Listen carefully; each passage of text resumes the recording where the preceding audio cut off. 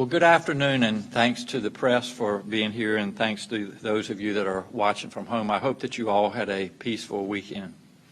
Today we have updates on some contracts, our state lab, and face coverings.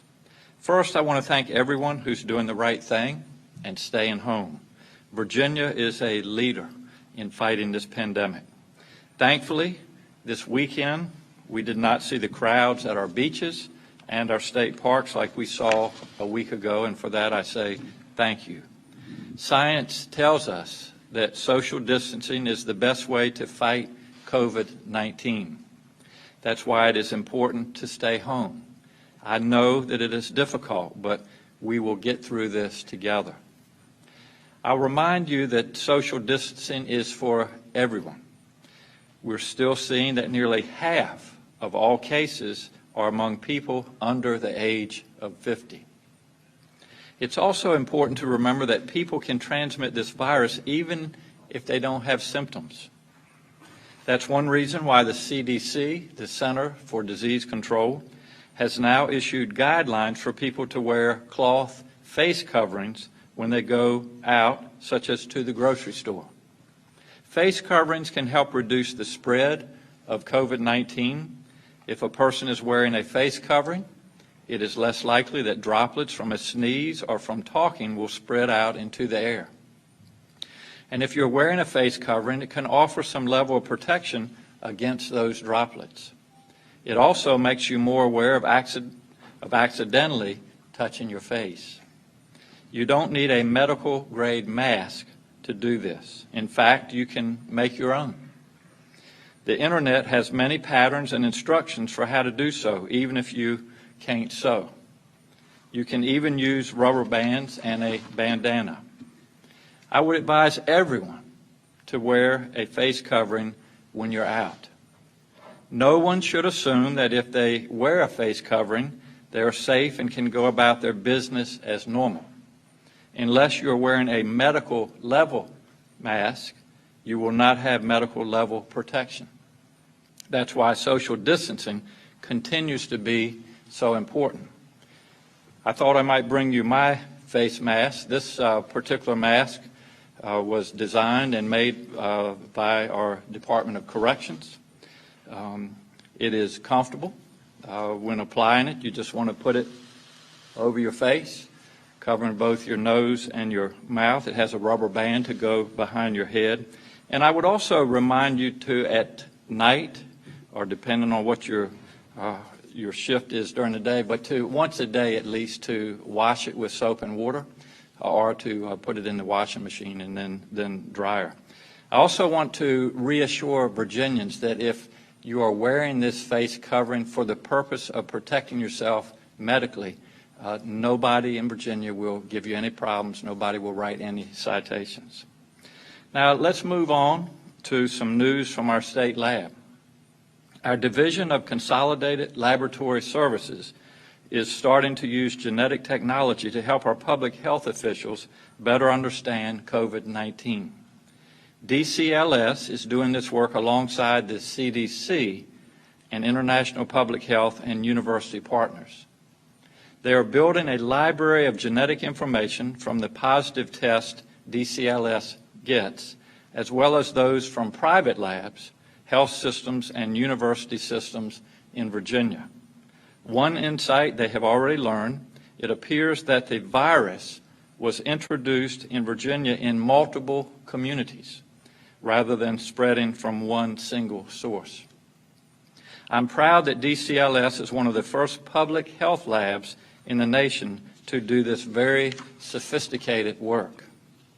This will help our public health officials understand the virus, how it spreads, and how it may change. And that will help give us more tools to fight it. On Friday, I announced that we have chosen 3 sites for alternative care facilities: the Dulles Expo Center, the Hampton Roads Convention Center, and the Richmond Convention Center. We are finalizing those contracts, and work to build out those facilities will begin this week. I have spoken frequently about the severe shortage of personal protective equipment for our frontline medical professionals. This shortage is both in Virginia and nationwide. We have been working with every angle to buy more PPE. I'm thrilled that we have executed a $27 million contract with Northfield, a Virginia-based logistics company, to provide PPE. We expect the first shipment of PPE from Asia to arrive a week from today. We have also signed a contract with SD's Trucking to handle logistics and distribution. We have begun shipping 56,000 MREs, that stands for Meals Ready to Eat, to food banks, and this can supply our food banks for the next 6 weeks. We have also received and shipped out hand sanitizer. Our health department has shipped 1 million old H1N1 masks and supplies to be reconditioned and distributed by the Virginia Hospital and Healthcare Association. VDH has also shipped the third round of supplies to hospitals from the Strategic National Stockpile. Now let's move on to a note just a bit on testing. Virginia, like other states, has not been able to get the volume of testing materials that we need to do widespread testing. Centera Healthcare has announced that it is starting to do in-house testing, which should allow for faster processing times for tests at hospitals in the Centera network. This is a positive step. We continue to work as fast as we can on testing that will have a 15 to 30-minute turnaround, and I thank all that have been part of this goal. I issued our stay-at-home order a week ago. I believe Virginians are taking this seriously, and I, on behalf of the Commonwealth, thank all of you. Now we need to keep up the good work. Social distancing and frequent hand washing are our most powerful weapon in this battle, but we must continue to use it for it to work. In the weeks to come, we cannot relax our vigilance against this virus. The more everyone stays home, the safer we all will be. Finally, I want to note that this is National Public Health Week. The COVID-19 outbreak has shown us how vital the work of our Department of Health, our local health districts, and all of our public health workers is. From VDH Commissioner Dr. Norm Oliver through our state epidemiology department and to the local health workers tracking each case of COVID in their communities, our public health people have been working nonstop.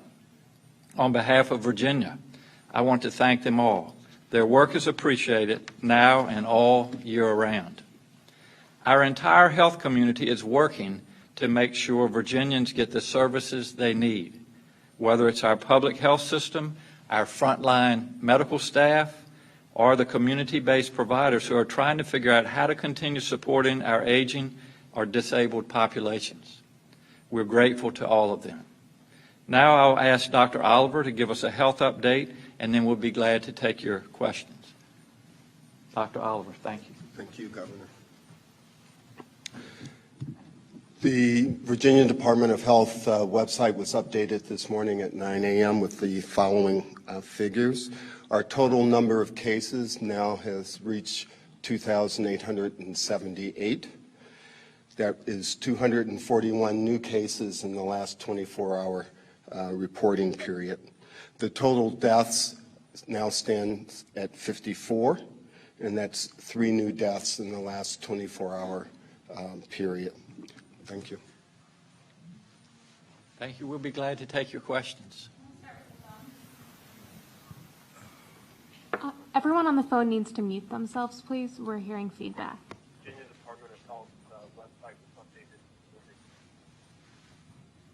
Okay. The first question is from Tim Barber with ABC7. Hi, Governor. I was just curious.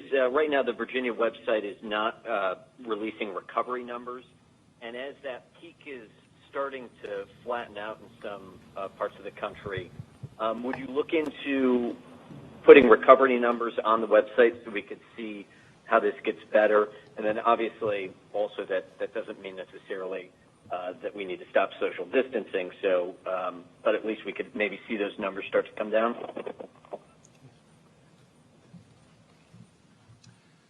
If I understood the question, it was why is it that we are not posting recovery numbers on the VDH site? That data actually is not collected for us and reported to us in order for us to then be able to display it on the site. We get positive cases, and we know when those positive cases are either discharged or in the unfortunate circumstance of their passing away. We know that as well. We aren't able to track the other folks with COVID-19.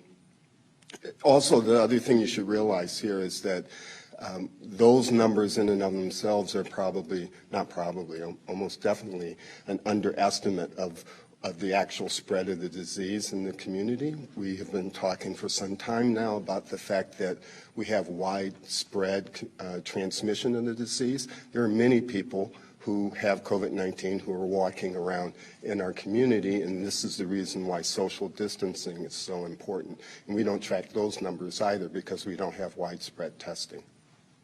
And just to clarify for that point, so are the number of hospitalizations on the website, is that current or is that cumulative? Like, will that number go down as people are discharged? And then my further question afterwards is, I know last week we talked about expectations of this arriving in May. The Washington State IHME website is now showing the peak April 20th. I know you're working with UVA to develop one. Can you speak as to where that one stands and what you all are seeing and predicting at this point? The hospitalization numbers that we have on the VDH site comes from the Virginia Health Information, that organization, and represents discharge information that comes as part of hospital claims. That number lags behind the number that you would get if you were to ask that same question of the Virginia Hospital and Healthcare Association, which actually tracks the current census in the hospitals. And I would encourage you to talk with them about that. And that number will change, obviously, every day as the census goes up and down. The models are changing all the time because the data on which those models are based changes from day to day. Yes, the University of Washington model has changed a good deal since the last week or so. We are currently working with our partners at UVA and expect to have a new report from them this week on that, and we can share that. I might, if it's okay, Elena, just to follow up a little bit on the modeling and what Dr. Oliver said, how they change. And he also reminded us on Friday that this is not a perfect science. I just spent about an hour and a half with our vice president and all of the governors across this country. And we talked about that very issue of modeling. We also talked about PPE and a national supply chain that I think will be very helpful as we proceed. And also the testing, which we, again, are working to get toward a 15 to 30-minute turnaround, but we're not there yet. But the message, the reason I brought this point up, the message from our vice president, the message from Washington is to continue what we're doing, to continue the guidelines, the social distancing, the frequent hand washing, because that's what science tells us works. And if we can continue to do that, I think that we'll all as a country be able to defeat this pandemic. The next question is from Daniela Treslow with WAMU. Hi, it's good to be with you. I wanted to know about PPE. If you could please explain a little more about the $27 million contract with the Virginia company, and also for all of the representatives and officials up on the dais, why are none of you wearing masks if this is the recommendation? Thank you. Let me address the second question, and then I'm going to have Secretary Moran. We all have masks, and when we exit the building, that's when we wear our mask, but when we're inside in our offices, we don't keep them on. But good, I appreciate the question, and I appreciate you putting the message out there that all Virginians, when you're out and about, we would encourage you strongly to use a mask, a face covering. Secretary Moran. Thank you, Governor. The question is with respect to the purchase of personal protective equipment. As the Governor has reported on numerous occasions, we're woefully short. Numerous requests have been made of our strategic national stockpile, and we've received a mere fraction of what was requested. So, like other states, we have had to go to the market to find suppliers, and with the help of many, particularly Secretary Lane and others, we've been able to identify what we believe to be a very reliable supply chain, and so a substantial purchase has been made. We expect that to be delivered by the weekend and distributed quickly thereafter. It will come in a number of receipts, and we will get that N95 masks that are in such great demand in our hospitals and nursing homes and first responder communities, as well as gloves and gowns and the other personal protective equipment that has been mentioned and is so vitally needed on the front lines. Thank you. Following up on the PPE issue as well, is that a one-time order, and will that be consistent? And I was also wondering about Abbott rapid testing and whether the state has made efforts to secure that platform. I'll let it was a promotion. Secretary Moran handle the PPE, and then I'll have Dr. Tony come up and talk about the testing. On the PPE, with respect to that's a one-time purchase, no, we see that as the first of what will be many. Clearly, the need even outweighs what that purchase would be. I mean, we're anticipating a tremendous need for N95s in our hospitals. In fact, it was probably over a week ago that the governor went through what one patient requires in the ICU with respect to the PPE needs. So having heard that, I think that was a stark example of just how much PPE we need. So the purchase has been made. We made it with alacrity, but we're going to need additional supplies. Thank you, Governor. I'll just address the issue with the Abbott rapid turnaround. Again, there's an installed base in Virginia in many urgent care centers and other care sites. The issue is the cartridges or the test kits that go with the analyzer. So we did get information that we are getting a handful of those, or in the 10 to 20 range, but not yet the number of test kits it takes to test adequately. That does have a less than 15-minute and sometimes less than 10-minute turnaround, which is fantastic, but we need the ability to do that at volume. So it's good that trickle is starting, but we need that to be a real torrent. The next question is from Alan Rodriguez Espinosa with BPM. Hey, thank you. There's some new data coming out of Washington University that shows that the projected peak date for coronavirus cases in Virginia has moved up from May 20th to April 20th. So my question is, are you keeping an eye out on these numbers, and what are some adjustments that you're making to be more immediately prepared for what could be an earlier peak date than predicted? The question is the data that is coming out on one particular model that shifts our surge to April the 20th, and I think we've made the point a couple times, there are various models. They change literally every day depending on the data that is put into them. And so we haven't made any adjustments by what we're seeing. We will certainly continue to follow the trends. And, if and when we need to make adjustments in our guidelines, we will certainly do that. But for right now, as I just reinforced, that's coming from the national level and also from us, continue to do what you're doing. The stay at home is working. The social distancing, the frequent hand washing, all of these things are effective. So keep doing the great work. Will Virginia be sending any ventilators to New York as Oregon has done, and are you all considering entering into the consortium as Governor Newsom has suggested, so states aren't competing with one another for PPE? That's a great question. The question is, are we sending supplies to New York or even other hot spots? We were very proud just a week ago for the USS Comfort, which is docked in Norfolk, to go to New York and help out. And we are working with the other governors. We're working with our leadership in Washington to follow our inventory, not only in Virginia, but in all other states.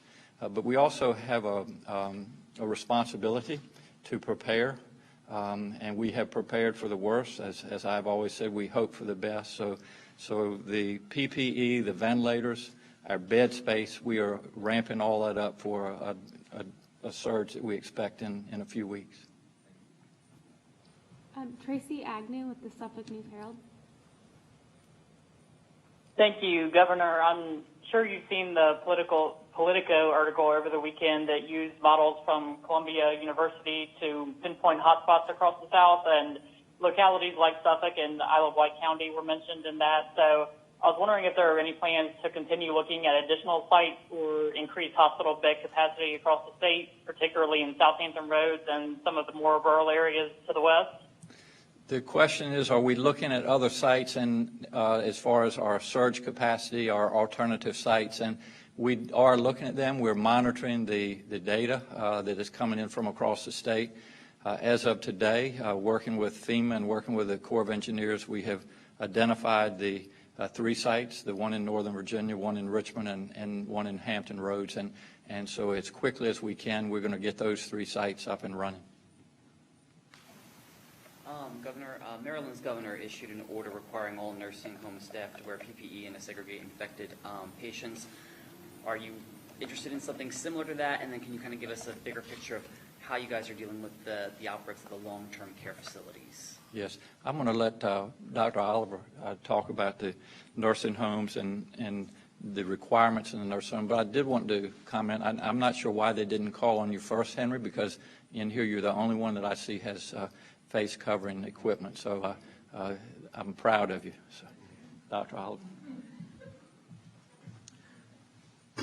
So the question, as I understand it, is are we taking any special kinds of precautions or procedures, interventions with respect to long-term care facilities? The Virginia Department of Health has 35 districts across the Commonwealth, about 129 local health departments, and those local divisions of the health department are working very closely with the long-term care facilities in their area.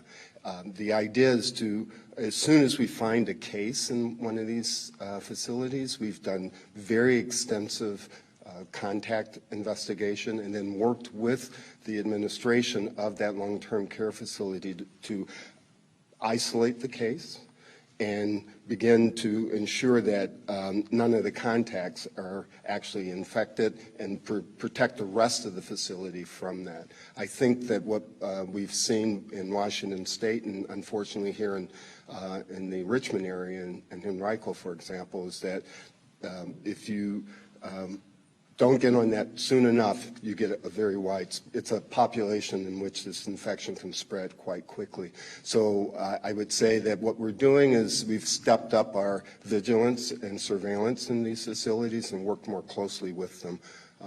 And as the governor announced, we've also been very good about getting out PPE to these facilities as well. The next question is from David McGee with the Bristol Herald-Courier. Yes, thank you, Governor. A number of outdoor recreation venues here in Southwest Virginia, the Creeper Trails, Spearhead Trails, have closed in recent days, apparently in response to people not following the social distancing guidelines. We don't have a lot of cases in Southwest Virginia, but what's your message to folks who may think that maybe this doesn't apply to them just because we haven't seen a surge in cases in our area? The question is, as far as recreational facilities like the Creeper Trail, Spearhead Trails out in the Southwest, and why do we continue to be worried about the Southwest? This virus it knows no borders, whether they be counties, states, even countries, as you all have seen, and so I assume what happened, which is unfortunate, people weren't abiding by our guidelines, just as I warned about last week, and so the decision was made to protect everybody's health that these facilities were closed. So I suspect that's what happened. Going back to nursing homes, I'm wondering, well, two things. I'm wondering if the state would be willing to release the numbers of outbreaks that you've had at them. And also in talking to the health director for Henrico, Dr. Avula, who's been doing a lot of interviews about the Canterbury situation, he said two things there that they thought were really important was that they think that nursing homes should end the practice of sharing staff so that people aren't pulling a shift in one facility and then going to work at another. And he also said that even though testing has been in short supply, when they finally tested everybody in that facility, their eyes were really open to how many asymptomatic cases they had, and that led them to, segregate those folks. Are any of those things possibilities? Could you repeat the very first question? Can you release the numbers of outbreaks you've had at nursing homes or long-term care facilities?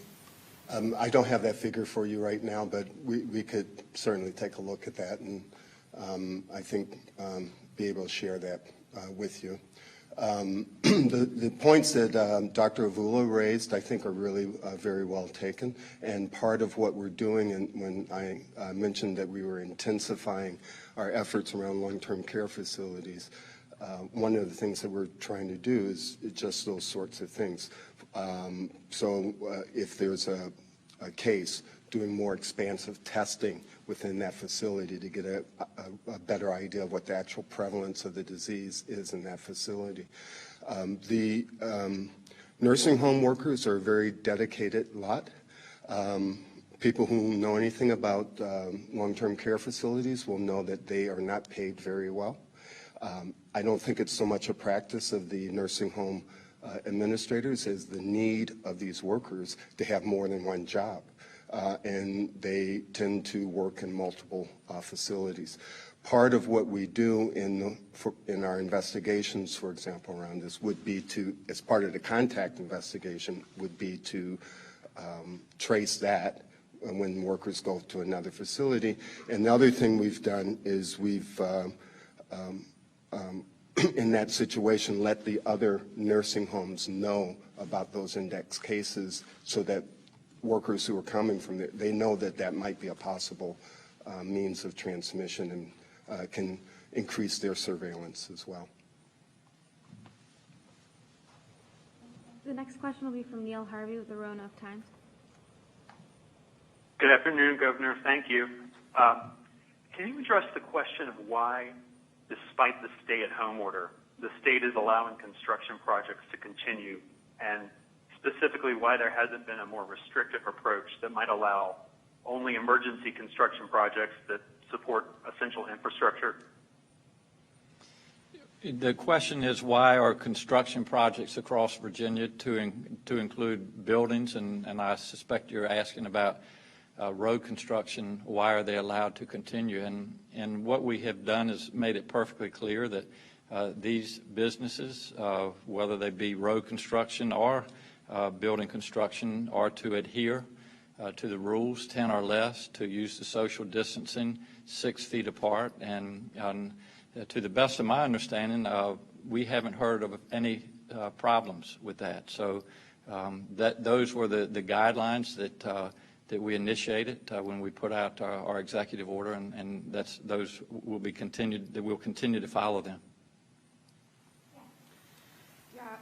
As far as there's a big number of cases in hospitals, according to the VHHA, where the results are still pending. You mentioned you're working towards this 15 to 30-minute turnaround in testing time, but I know in the past you've talked about how private labs are looking at more like 5 to 7 days. So can you speak to, is that still the case in terms of the lag on the private lab ends, and how is that impacting hospital capacity and how that will affect it down the line? Dr. Carey. Thank you, Governor. I'll start. The question really is about, as we look at testing and not having widespread rapid turnaround testing, that a number of patients are in hospitals that have testing results pending.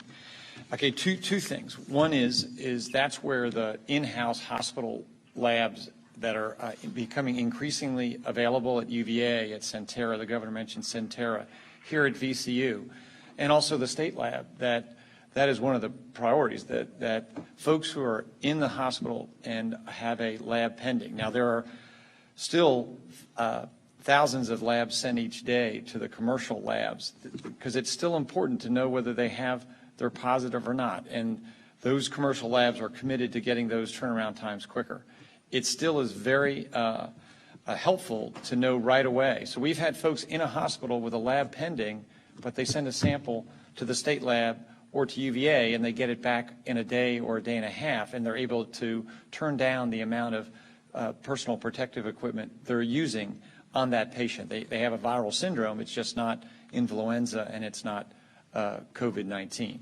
So it's important to have that testing because you get the results, but it's critically important for folks who are in the hospital to know if they have it, and especially if they don't have it, because they can decrease the contact precautions and all the PPE that the governor described last week. Is it still fair to say that there are the private labs still experiencing that 5 to 7 day period? Has that shortened? I'm sorry if I missed it. I don't believe it has shortened. I'll ask Dr. Tony, are there any additional elements that you'd like to share?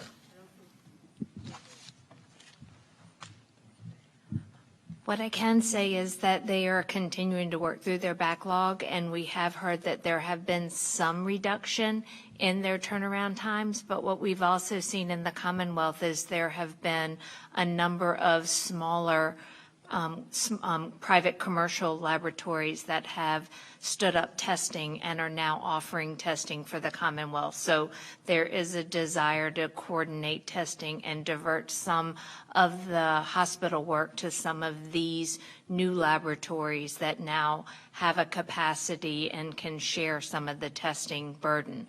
I think with respect to your second question about the testing that has a 15 to 30 minute turnaround time, as Secretary Kerry mentioned, while these are not in place in Virginia, even when they do come in place, what we are struggling with is that the reagents and the cassettes that are needed to run these systems are not widely available. So even if hospitals get the instrumentation, the ability to scale up and run large numbers will still be a barrier to being able to use them widely for that quick point-of-care testing results. WVTF Radio. Yes, thank you, Governor. We now have 19 prison inmates and 9 staff with confirmed cases of COVID. Secretary Moran has stressed that by law only a small number of about 30,000 convicts can be paroled, but you as governor have broad powers to pardon inmates. Some are seriously ill or disabled. There are others who've been wrongfully convicted or scheduled for release within the next year. And then there are fishback prisoners or people who committed crimes as juveniles who will be eligible for parole on July 1st. My questions: could you issue an executive order to have that last group considered sooner? Have you assigned additional staff to review pardon requests? And how many people have you pardoned since COVID hit? I appreciate the questions. I'm going to let Secretary Moran handle some of it, but I just want to say that we have a protocol that we work through with parole, and my folks are working around the clock. A number of individuals have been released, and we'll continue to work around the clock. But we have to follow our protocol, and as far as an executive order, I don't plan on releasing an executive order. But Secretary Moran, do you want to comment any more on how you all are doing? Thanks. The question with respect to parole eligibility, for one, and actually parole eligible are not 30,000. We're responsible for 30,000 inmates, but actual geriatric parole in pre-1995, when parole was abolished, it's actually only about 2,300. I think it's 2,351. And of those, as you know from our last week's one of the press conferences, the parole board has been working overtime to review those cases in light of the COVID-19 crisis. 95 were released in the month of March, just in the month of March, and that was a significant increase, 153% from the previous month. The challenge now is of the geriatric and the pre-95, about 90 to 95% are incarcerated for violent offenses. So that is why early on in this crisis, the governor provided strong recommendations with respect to addressing the jail population by using a variety of opportunities with summonses and early release and alternatives to incarceration, electronic monitoring. Two other factors in that is we have been contacted by some advocate groups. We had a really good call on Friday with advocates and family members, and that by statute we can release inmates 30 days prior to the official release date. That actually is already embedded in their release date, so we have been doing that all along. And fourth and finally, with respect to the governor's clemency powers, many in this room all remember the Howell versus Mcauliffe case. Laura, you must remember that case. When the governor wanted to give a blanket restoration of rights for 200,000 felons. And he was sued, and the Supreme Court held he could not do that. You can only apply the clemency powers on an individualized basis. So we're taking a look at that, but as we have said all along, that's a cumbersome, lengthy process, and obviously this requires some speed. So we are looking at that, but at this time, again, we have to comply with recent case law in individualizing each one of those cases. So just to follow up on that point, for those who may be incarcerated and have long-term sentences, is there any special provision? Do you guys have any plans to help kind of stop the spread there? For those who are going to be in there for a long period of time. Question being with those who are incarcerated and likely will continue to be incarcerated because of their sentence. DOC has been taking extraordinary measures, as I've mentioned. They're trying to create space so we can provide individualized care, space, quarantine, isolation for those prisoners. And we're doing everything we can with respect to the face guards, face masks that they've been making, and the shields. Everyone has them.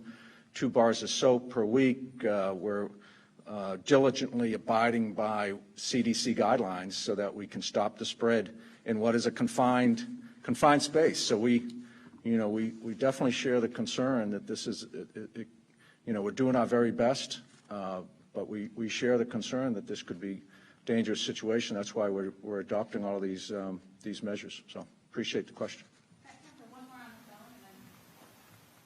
All right, the last question will be from Max Thornberry with the Northern Virginia Daily. Hi, Governor. We have a list of essential businesses and a list of businesses that have been forced to close. There are some non-essential businesses that are still open. There's a lot of concern about how many people are caught in that non-essential but allowed to go to work net. What's it going to take in terms of numbers or figures for those non-essential businesses that haven't already been ordered to shut down? The question is of non-essential businesses, and are they going to be shut down? And we have made it clear that bricks and mortar non-essential businesses, as long as they're able to maintain the 10 or less rule and to provide good cleansing of surfaces, that they're allowed to stay open.